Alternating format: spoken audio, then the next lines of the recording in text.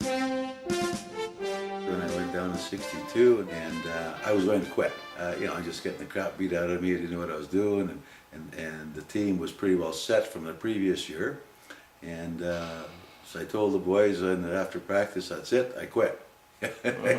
You can't do that because we don't have a ride for the rest of the week. So I honored the commitment for the week, and as fate would have it, Bill Wozniak, the fellow that I was backing up, broke his leg. So of course they start paying a little more attention to me, and so that's how, if not for Bill Wozniak, I would have never played football.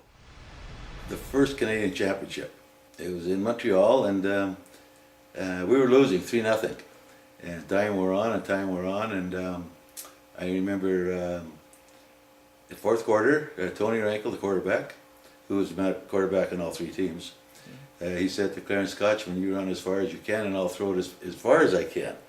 And lo and behold, we got the touchdown, and he won the game 7-3. So that was inspiring. That was a fantastic feeling. And the next one was 1963. We're in the playoffs, and we're playing the Winnipeg Rods in Winnipeg. And we went out for warm up, and without any jest, we thought it was the Winnipeg Blue Bombers on the field. They were just a huge team. And of course we were the underdogs, even though we were the Canadian champions, because and they had lots of people from that team, players, go on to play pro football. Anyway, that was a huge game for us, that we knocked off these giants in stature, and they were a very good football team. We were so involved in the team. I don't know if any of us really knew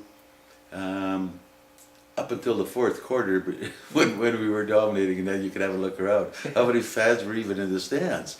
Not very many.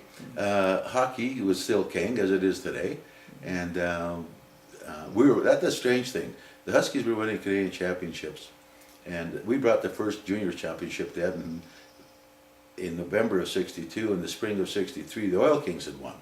But of course, with the media, they were more dominant, and it was in hockey. It was much more followed and bigger attendance. And back in the day, in the '60s, because of the social credit government, you weren't allowed to charge attendance on Sundays. So it was a silver collection. So I don't know if you know what silver collection is. When you walked in the door, you put what money you thought would fit into a bowl or a plate. So it could be 25 cents, could be $1, whatever. Much like they do in the church, you pass the plate.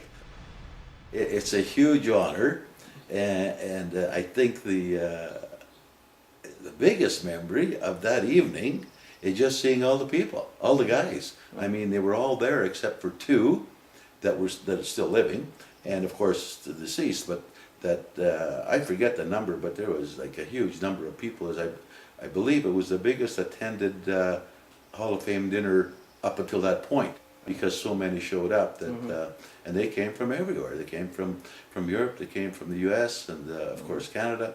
And it was nice just seeing some of those people you hadn't seen for 30 years or better. And then of course there was a little shiver as the players walked in the room. They called each individual's name out. That was a little bit of a shiver. It felt like you were in the game.